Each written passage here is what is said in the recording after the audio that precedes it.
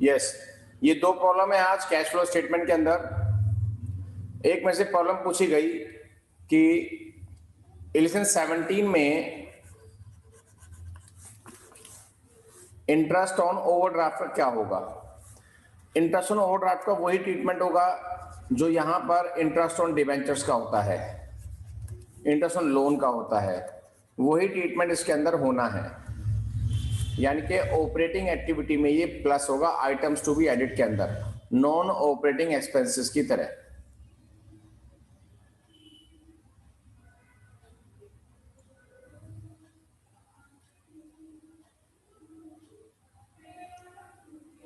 Election 17 में आपको इसके अलावा कोई और प्रॉब्लम है तो हैंड रेज करके पूछ लो, अदरवाइज व्हाट्सएप पे ओके लिख दो। इसके बाद आया 22।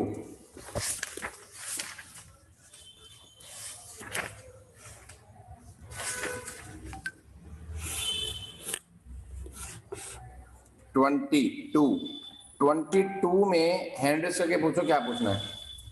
22 में अक्षत, ये जिसको भी प्रॉब्लम है, हाँ बोलो। सर 22 में एडिशनल इंफॉर्मेशन दे रखा है, डिवेंचर इशूड ऑन 31 मार्च 2019, इसका क्या होगा सर? देखो ऐसा है, पहले डिवेंचर थे हमारे पास 21,000 रुपए के, बाद में हो गए 25,000 रुपए के। सब बच्चे ध्यान से सुनना बेटा। अब आपको ये भी पता है कि इंटरेस्ट ऑन डिवेंचर्स निकालना ही है और ओपनिंग पे निकलता है ना। ओपनिंग पे क्यों निकलता है, इसका लॉजिक ये है बेटा कि हमने पूरे साल 21,000 रुपए के डिवेंचर के अमाउंट को यूज किया है तो हमें उस पे इंटरेस्ट देना पड़ेगा, ठीक। इस ड्यूरेशन में हमने 4,000 रुपए के डिवेंचर और इशू किए थे। अब ये हम एजम्पशन कर लेते हैं, मान लेते हैं कि ये 4,000 के डिवेंचर साल के एंड में इशू हुए हैं।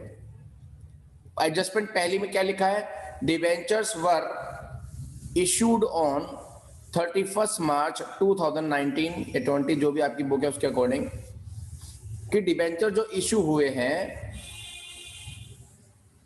वो बिल्कुल ईयर के एंड में हुए हैं। जो डिवेंचर्स इशू हुए हैं वो ईयर के एंड में हुए हैं, ठीक है। यानी कि जो एक्स्ट्रा 4,000 रुपए के डिवेंचर्स हैं वो ईयर के एंड में इशू हुए हैं। तो इसलिए इस 4 पर कोई भी इंटरेस्ट नहीं होगा। अगर वो ये बोल देते कि ये 4,000 के डिवेंचर साल के बीच में इशू हुए हैं, ठीक है, तो 21,000 पे मैं पूरे साल का इंटरेस्ट निकालता और इस 4,000 पर भी मैं उतनी ड्यूरेशन का इंटरेस्ट निकालता जितनी ड्यूरेशन के लिए मैंने इस 4,000 रुपए को यूज किया है। क्योंकि इंटरेस्ट क्या होता है, अमाउंट को यूज करने के बदले में दिया गया रिवार्ड है, ठीक है ना। तो अमाउंट जितनी यूज करेंगे, हमने 21,000 यूज किया तो हमने 21,000 इंटरेस्ट दे दिया। बाकी बचे हुए जो 4,000 डिवेंचर है उसके लिए लिखा हुआ है कि वो हमने साल के एंड में इशू किए हैं, तो यानी कि इस 4,000 को तो हमने इस साल में यूज किया ही नहीं है, तो इस पे इंटरेस्ट निकलेगा ही नहीं, इस 4,000 पर इंटरेस्ट निकलेगा ही नहीं। इसलिए इन्होंने ये ना बताते तो भी मैं एंड ही मानता कि एंड में इशू किया गया। दूसरी एडजस्टमेंट है, investment were made on 31 March 2019। Investments कहां गई, ये इन्वेस्टमेंट के ऊपर भी 10% इन्वेस्टमेंट लिखा है, यानी कि इसके ऊपर भी इंटरेस्ट निकलेगा, आपको पता है। अब इंटरेस्ट ऑन इन्वेस्टमेंट हमारी क्या है, नॉन ऑपरेटिंग इनकम है, नॉन ऑपरेटिंग इनकम है, ठीक। ऑपरेटिंग एक्टिविटी के अंदर ये माइनस होगा, आइटम्स टू बी डिडक्टेड के अंदर ये माइनस होगा, निकलेगा किस पे, ओपनिंग बैलेंस पे निकलेगा, ओपनिंग बैलेंस पे ही निकलेगा। 10% of opening balance, opening balance कितना है, 3,000 है बेटा, 300 रुपए आ गया। अब ओपनिंग पे क्यों निकला, क्योंकि जो बाकी बची हुई इन्वेस्टमेंट है 3 से जो 8 हुई है, 5,000 रुपए का पैसा हमने और जो इन्वेस्ट किया है वो ईयर के एंड में किया है, यानी कि उस 5,000 रुपए की इन्वेस्टमेंट को हमने यूज ही नहीं किया, मतलब हमने वो पैसा दिया ही साल के एंड में है, सामने वाली पार्टी ने उस पैसे को यूज ही नहीं किया, तो वो हमें इंटरेस्ट क्यों देगा? उसने तो पूरे साल सिर्फ 3,000 यूज किया, उसने हमें 3,000 का इंटरेस्ट दे दिया, ये हमारी नॉन ऑपरेटिंग इनकम बन गई। जो 5,000 रुपए की और इन्वेस्टमेंट है वो ईयर के एंड में हुई है, इसलिए उस पर कोई भी इंटरेस्ट फाइंड नहीं होगा। अगर ये एडजस्टमेंट ना होती तो भी मैं यही मानता, जो एडिशनल डिवेंचर हो या इन्वेस्टमेंट हो, कुछ भी हो, किसी भी चीज में जो एडिशन हुआ है वो ईयर के एंड में हुआ है, लास्ट डेट पर हुआ है, इसलिए उस पर इंटरेस्ट नहीं निकलता, इसलिए ओपनिंग पे ही इंटरेस्ट निकालते हैं। 12B, ये 12B पलक दिया था होमवर्क में मैंने।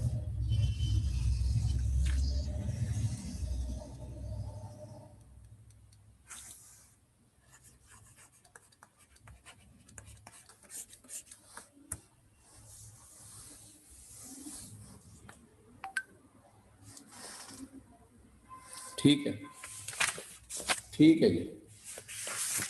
12B, एशन 12B देख लो बेटा। 12B में हैंड रेज करके पूछो, पलक क्या पूछना है, बोलो। सर इसमें ये पूछना है, ये कमीशन एक्रूड इन्होंने +2 किया हुआ है, माइनस सॉरी। देखो ये तो कमीशन एक्रूड, पहले तो आप ये पहचानो कि ये एसेट है लायबिलिटी है। सर एसेट, ये एसेट है, बल्कि करंट एसेट है, ठीक। अब अगर 2 साल का दिया होता तो मालूम हो जाता कि ये इंक्रीज हो रहा है या डिक्रीज हो रहा है। ये दिया हुआ 1 साल का, तो कोई भी करंट एसेट या करंट लायबिलिटी अगर 1 ईयर का ही दिया हुआ है, यानी कि पीएल के अंदर दिया हुआ है या उसकी एडिशनल इंफॉर्मेशन में दे रखा है, तो उसे हम इंक्रीज मान लेते हैं। क्या मान लेते हैं? इंक्रीज मान लेते हैं। तो increase in current asset minus में आता है, इसलिए माइनस में आ गया, दैट्स ऑल। और बोलो, और किसी बच्चे को कोई भी प्रॉब्लम हो तो बताओ। होमवर्क का लास्ट इलस्ट्रेशन कौन सा था, इसका व्हाट्सएप करो। पहले मैं होमवर्क दे दूं आगे का। 22 था लास्ट, ठीक है। होमवर्क नोट करो बेटा।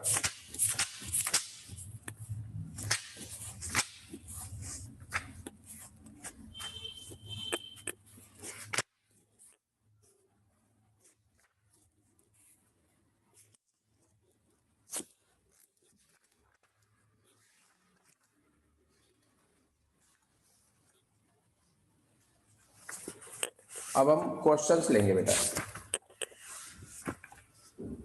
ठीक है, ठीक है। इलेक्शन 22 था, मिल गया मुझे। अब हम लेंगे क्वेश्चंस, नोट करेंगे बेटा।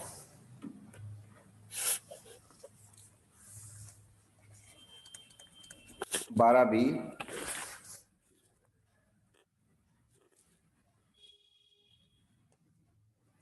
से 15 तक,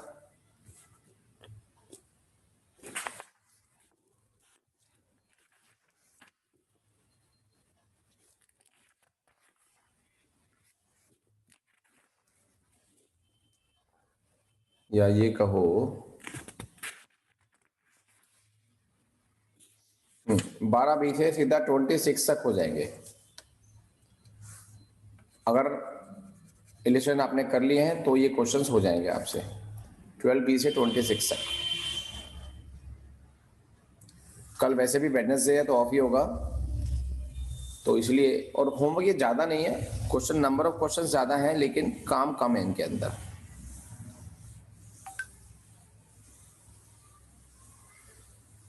हाँ मालूम है कि इलेक्शन बीच बीच में से कर रहे हैं, मुझे पता है इस बात का। क्वेश्चंस आपको सारे करने हैं, ये क्वेश्चंस आपको 12B से 26 तक सारे करने हैं।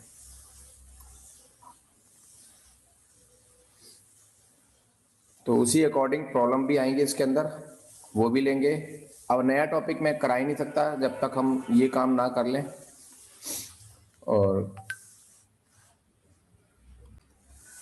और अब कोई प्रॉब्लम नहीं है तो मैं ऑफ कर दूंगा। कोई प्रॉब्लम है तो जल्दी से पूछो, कोई डिस्कशन भी करना है तो अभी आप हैंड रेज करके डिस्कशन कर सकते हो।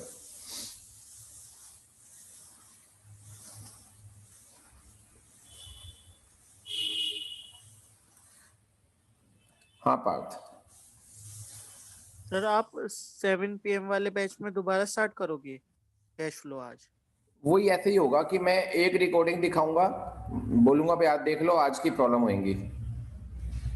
यस एक एक रिकॉर्डिंग डेली दिखा के डेली उसकी प्रॉब्लम लेंगे। Okay sir.